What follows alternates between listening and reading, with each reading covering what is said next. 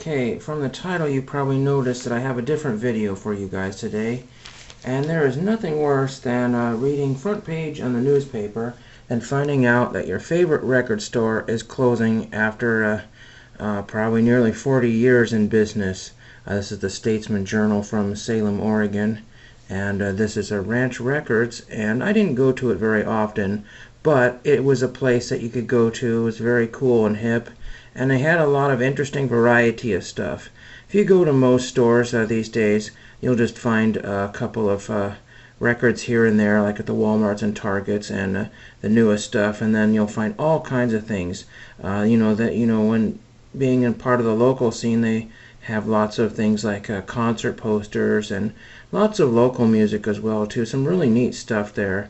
And the article, there's a bittersweet end for Ranch Records, and they decide to close in the midst of all this stuff that's going on. But they always had lots of cool things. One of the best things that I got was a Beatles poster that was folded up from a magazine, and I had that framed and matted a year later or something like that. It was really pretty neat. It's in my living room, or dining room, sorry. But I spent $25. Basically, they were only letting 10 people in at a time, unless you had an appointment of some kind. And then I don't know, records were I think a third off. CDs were 50% off. Posters and other things were 50% off. So it was, they started like really cheap on day one and didn't change any prices as far as I know, and that was really cool. And there were people that were buying just a few handfuls of things. In fact, I picked up a few business cards here. Their old business card here, Kit and Lori Close. So that was kind of cool. I got a couple of those for old time's sake. And what do you do when you go to a record store closing when you have kind of a limited time? Because I don't really want to steal all the time for somebody, get somebody else some time to go in there. So I'll show you some of the things that I grabbed, and I said I spent $25 total. One of the first things I picked up, I made a beeline to the discount posters here, and I'll try to show these as best as I can. This is dated 1982, and this is Modern Music Productions Presents from San Francisco, The Contractions. And big poster there. This was normally $4.75. I guess they had another sticker over it. Maybe the price was already marked on it, I'm not sure. I think maybe that's what I paid. I'll be 100% sure here. And then there also, let's see, and then from Portland, Modern Problems, and they were playing at some place called White Coaster. So that's very cool. This is what, probably 11 by 17 or 22 or something. So that's a pretty cool poster, and that was really cheap. And that looked like in really mint condition. This one here was got a stain in the middle here because it was taped up somewhere. And this is also The Contractions. Again, I'll try to move the camera here, see if we can see a better shot here. Rex in Seattle, W625WREX. Let's see, the fastbacks, the features were on Friday and Saturday. The pneumatics were on the 15th of Wednesday. This is dated 1981. Rock of the 80s with Kazam, and Rock Out April Tour 1981. So, just very, very, very early 80s. That's just very cool looking. So that's fun to get those. Then I decided, well, I'm going to buy some 45s. Now, the 45s, the dollar ones that are always on the floor, those were gone.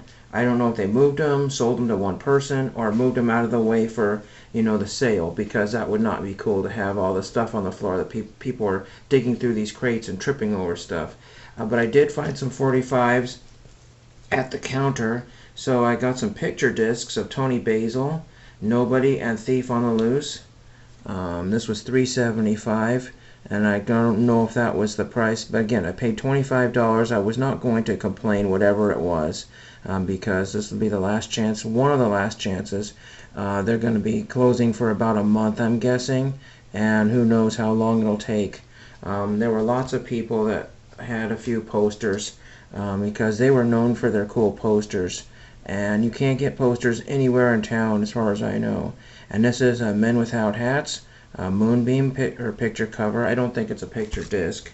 and it is not. But I just thought that was a very cool picture sleeve there. And then I got this one here, Stolen Tears, Nick Hayward. So that is also very cool. I'm not super familiar with Nick Hayward. I know some of his stuff there, but anyway. And that was that one there. Oh yes, there's a picture of Nick on the back there. Very cool. And then we've got one more picture disc, and I got one more item here. So again, it's really hard to go to town, you know, when you're one of your favorite stores. I don't go there very often. This one says Don't Look Back, and this is, I'm sorry, oops, wrong side, House of Fun, Madness. So that's a very cool Madness album. I mean, $4.75. You're never going to find that at a Goodwill, ever. I found maybe one picture disc that somebody turned into a clock, and another one was, I think, a Disney record. And then this one here was, I think, $9.75, so it may all been calculated. This was a Morrissey record. It originally looked like it was $27 or $25.75, and then marked to $9.75. I think that's what it was. The posters were half off that marked price there, I think is what it was. Morrissey, California Sun on exclusive blue vinyl. No, I have not opened it, and I'm not sure I'm going to. I don't really know. There is the back of said record.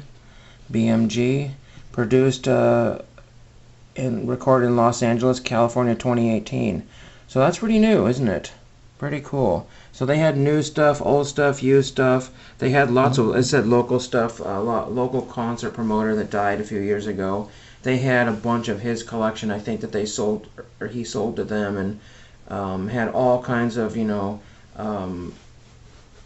autographed stuff with his name on it and stuff. And I was able to see the owner just for a second as I was leaving, and I wished him good luck on his retirement, because it's kind of a difficult thing. You retire and then it's like twiddle your thumbs. Now what do I do?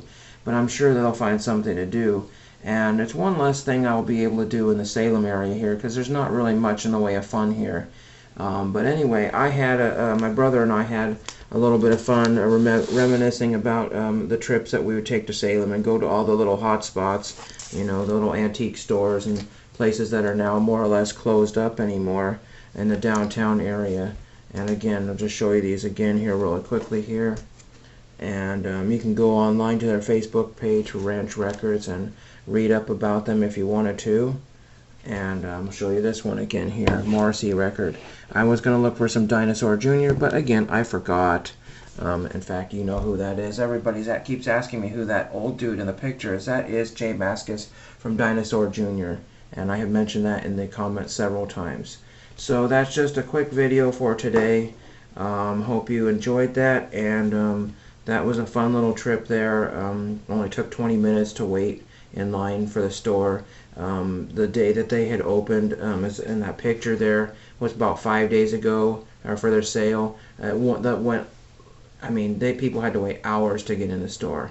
So thank you for watching.